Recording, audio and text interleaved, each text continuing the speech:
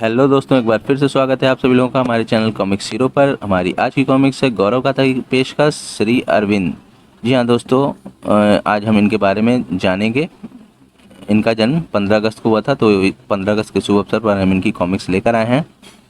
तो चलिए, ये पार्ट 1 है, इसको हम शुरू करते हैं। श्री अरविंद केवल एक दार्शनिक या योगी ही नहीं थे, एक संवेदनशील कवि और राजनीतिक नेता भी थे। उनकी शिक्षा दीक्षा इंग्लैंड में हुई और नौकरी उन्होंने बड़ौदा, भारत में की।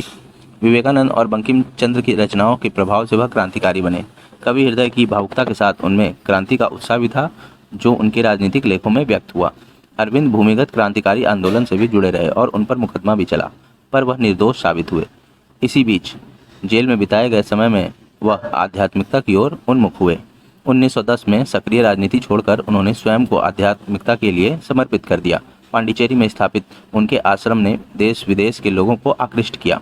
लगभग 40 वर्षों तक वे दर्शन, चिंतन, मनन और आत्मिक ज्ञान में डूबे रहे और भारत के महान दार्शनिक के रूप में विश्व भर में प्रसिद्ध हुए। तो चलिए दोस्तों, शुरू करते हैं इनकी कॉमिक्स को।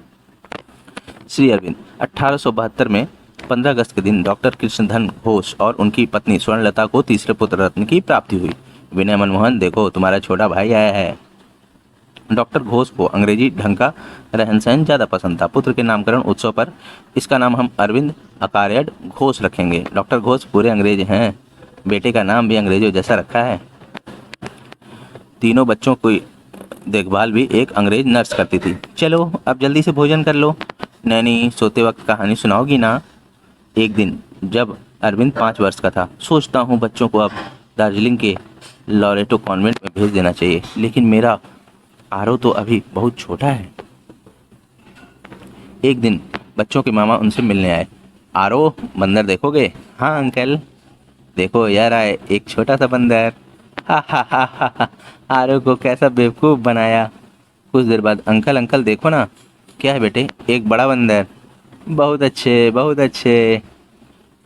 जल्दी बच्चों को दार्जिलिंग के लॉरेटो कॉन्वेंट भेज दिया गया। कितने सुंदर हैं यह पर्वत। अरविंद ने कॉन्वेंट में 2 साल पढ़ाई की।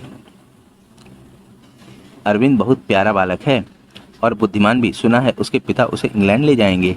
डॉक्टर घोष अपने बच्चों को अंग्रेजी ढंग की शिक्षा देना चाहते थे। उन्होंने अपने एक मित्र अंग्रेज मित्र से बात की। इंग्लैंड में मेरे बच्चों के रहने की समुचित व्यवस्था करनी है। मेरा एक रिश्तेदार पादरी ड्यूएट आपकी सहायता करेगा। 1879 में डॉक्टर घोष परिवार सहित इंग्लैंड गए और अपने बच्चों को मानचेस्टर में पादरी ड्यूएट के पास छोड़ आए। लड़के भारतीयों से ज़्यादा घुले मिले नहीं, मैं इसका ध्यान रखूंगा। अरविंद अभी बहुत छोटा था, इसलिए उसे ड्यूएट घर में ही पढ़ाने लगे। अरविंद, तुम बहुत होनहार छात्र हो। Thank you sir. 1884 में अरविंद को पढ़ने के लिए लंदन के सेंट पॉल स्कूल में दाखिल करा दिया गया। स्कूल का प्रधानाचार्य उसकी बुद्धिमत्ता से बहुत प्रभावित हुआ। जिस तरह तुमने लातीनी भाषा सीख ली है, उसी तरह अगर यूनानी भाषा भी सीख लो तो बहुत अच्छा होगा। मैं ज़रूर मेहनत करूँगा सर। अरविंद को साहित्य और इतिहास के लिए काफ़ी पुरस्कार मिले और अंतिम वर्ष में वजीफा मिलने पर उसने कैम्ब्रिज के किंग्स कॉलेज में प्रवेश ले लिया। अरविंद पढ़ाई में काफ़ी अच्छा चल रहा था। इसी बीच उसे और उसके भाइयों को एक दुखद घटना का सामना करना पड़ा। माँ पागल हो गई हैं, सोचा भी नहीं जा सकता। अब छोटे भाई बहन का क्या होगा? और तो और पिता भी अब उनकी पढ़ाई का बोझ नहीं उठा सकते थे। अब क्या होगा? चिंता ना करो दादा, सब ठीक हो जाएगा।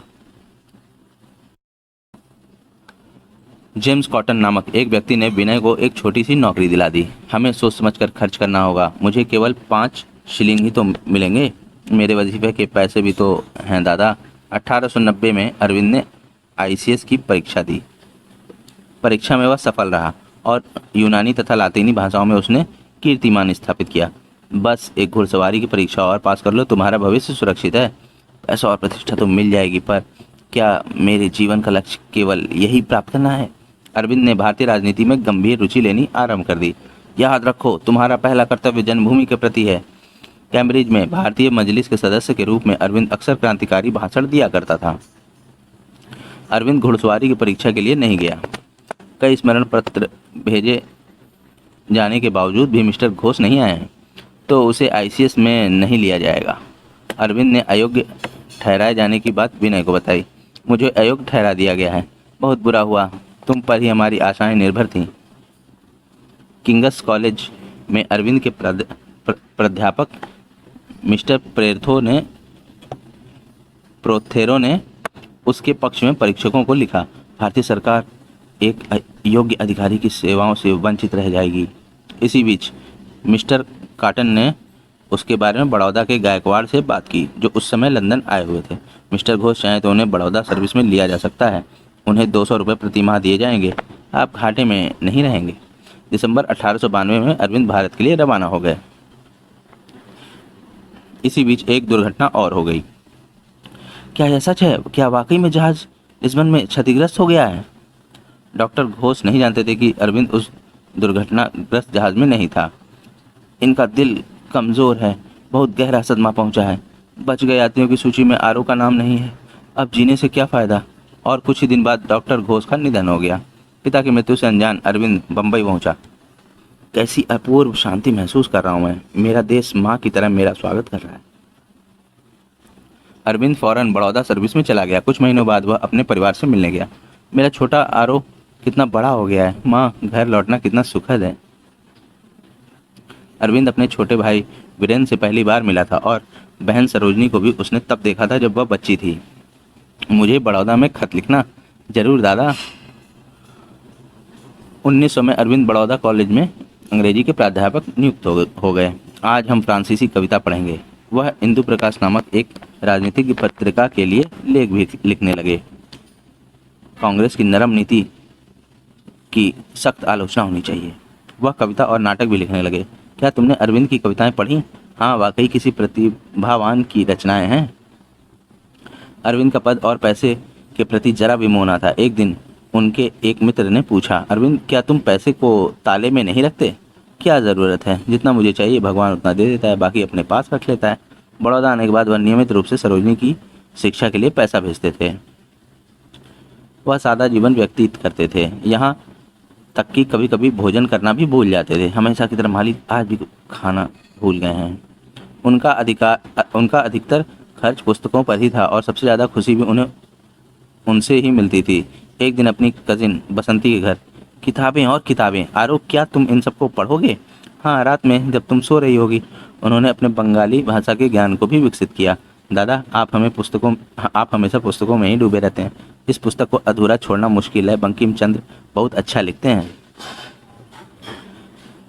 इन्हीं दिनों अरविंद का रुझान राजनीतिक गतिविधियों की तरफ हुआ। आवश्यकता है एक ऐसे आंदोलन की जिसमें सारा देश भाग ले। वह पश्चिमी भारत की एक क्रांतिकारी पार्टी में शामिल हो गए। जतीन्द्रनाथ बनर्जी बड़ौदा में हैं। ट्रेनिंग के लिए उन्हें किसी तरह राजकीय फौज में लाना होगा। कुछ महीनों बाद उन्होंने जतिन से बात की। आपको बंगाल में क्रांतिकारी गतिविधियों की शुरुआत करनी चाहिए। अच्छा सुझाव है। अरविंद का छोटा भाई वीरेंद्र भी अब बड़ौदा आ गया था और खुद को स्वाधीनता संघर्ष के लिए समर्पित कर चुका था। वीरेन, बंगाल के युवकों को संगठित कर उन्हें राजनीतिक स्थिति से परिचित कराओ। मैं शीघ्र वहां चला जाऊंगा। 1901 में अरविंद का विवाह मृणालिनी बोस से हुआ। एक दिन, इतनी देर हो गई पर वह अभी तक नहीं लौटे।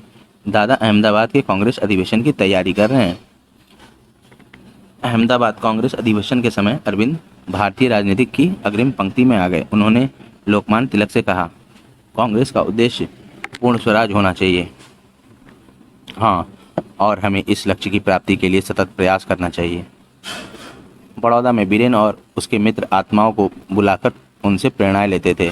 श्री राम कृष्ण की आत्मा आ गई है। बहुत देर तक चुप रहने के बाद श्री रामकृष्ण की आत्मा ने संदेश दिया। संदेश है, मंदिर बनाओ, मंदिर बनाओ। हमारा मन ही माँ काली का मंदिर होना चाहिए। बीरेन उत्साह से भर उठा। हमें भवानी का मंदिर बनाना चाहिए और उसके आशीर्वाद से क्रांतिकारियों को प्रशिक्षित करना चाहिए। देवी माँ की उपासना हमें प्रेरणा और बल देगी। मैं विंध्याचल जाकर स्थान खोजता हूँ। शीघ्र ही बीरेन एक उपयुक्त स्थान की तलाश में निकल गया।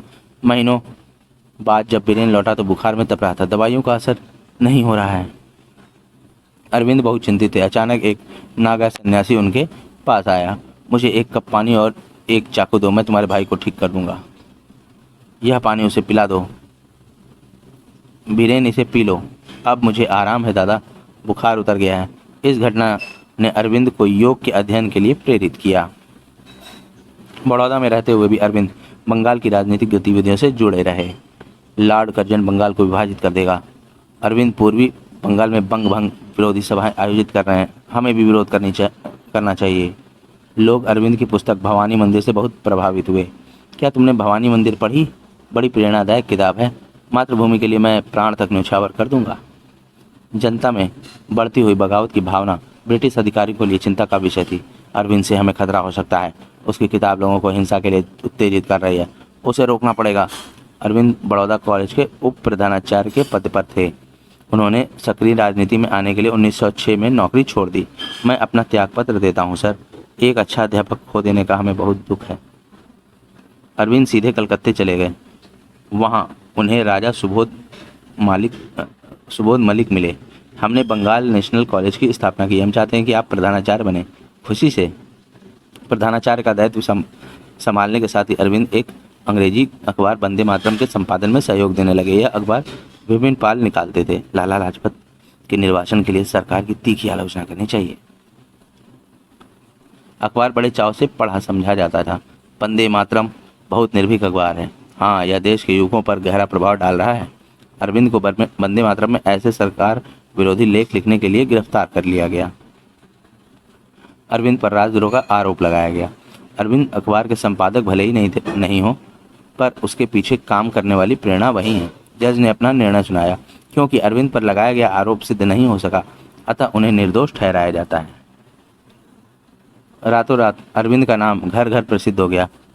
तिलक की तरह अरविंद भी महान स्वतंत्रता सेनानी है। वह आज़ादी की एकमात्र आशा है। 1907 में अरविंद ने सूरत के प्रसिद्ध कांग्रेस अधिवेशन में भाग लिया। पूर्ण स्वराज्य के प्रश्न पर हम किसी तरह का कोई समझौता नहीं करेंगे। नरम और गर्म दलों के बीच विरोध हो जाने से कांग्रेस में विभाजन हो गया। तो दोस्तों, हमारा ये पार्ट 1 यहीं पर समाप्त होता है। आपको ये पार्ट 1 कैसे लगा हमें कमेंट सेक्शन में जरूर बताएं और हमारे चैनल को सब्सक्राइब करें और वीडियो को लाइक ज़रूर करें। मिलते हैं इसके पार्ट 2 में। धन्यवाद।